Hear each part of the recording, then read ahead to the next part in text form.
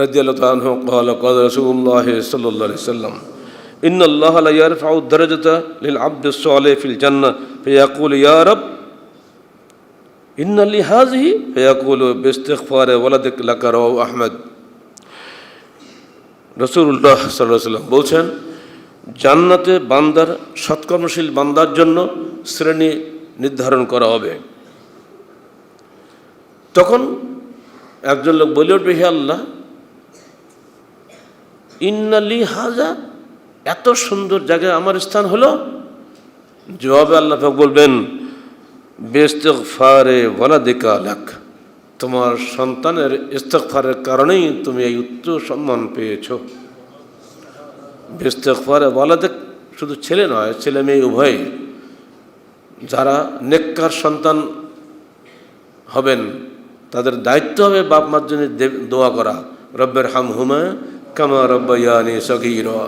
আপনি দোয়া করলে আপনার বাপ মা ইনশাআল্লাহ কিয়ামতের দিন আল্লাহ পাক বলছেন, বিস্তিগফারে ওয়ালাদিকা লাক, তোমার সন্তানের ইস্তিগফারের জন্যই তোমার উচ্চ সম্মান দান করা হয়েছে।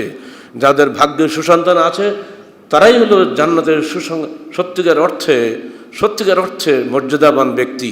যাদের ভাগ্যে শুধু টাকাওয়ালা সন্তান হয়েছে, সুসন্তান হয়নি, ওরা দুনিয়াতেও কিছু পায়নি, আখিরাতেও কিছু পাবে না। আমরা প্রত্যেক বাপ দোয়া করব, আল্লাহ পাক আমাদের সন্তানকে আমৃত্যু যেন দ্বীনের হকের উপরে দৃঢ় থাকা তৌফিক দান করেন।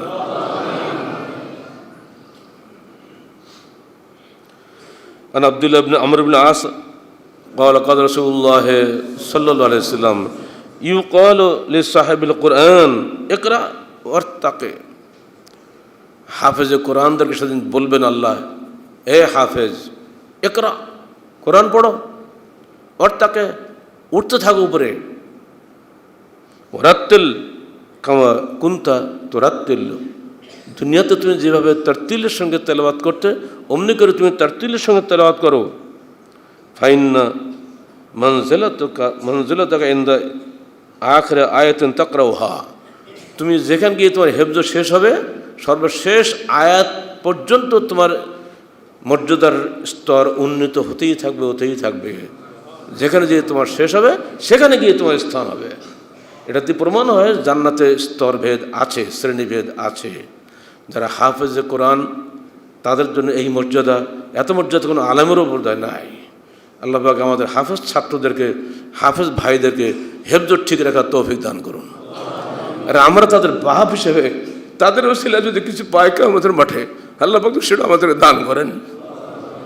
ডাক্তারের বাপ হওয়া, ইঞ্জিনিয়ারের বাপ হওয়া বড় কথা নয়, হাফেজের বাপ হওয়াটি সবচেয়ে বড় সৌভাগ্যবান সেই পিতা যার সন্তান হাফেজ, যার মেয়ে হাফেজা। বহু মানুষ এমন আছে যারা সন্তানকে সৌভাগ্যের হাফেজ করেন। এটা দিয়ে প্রমাণ হয় জান্নাতে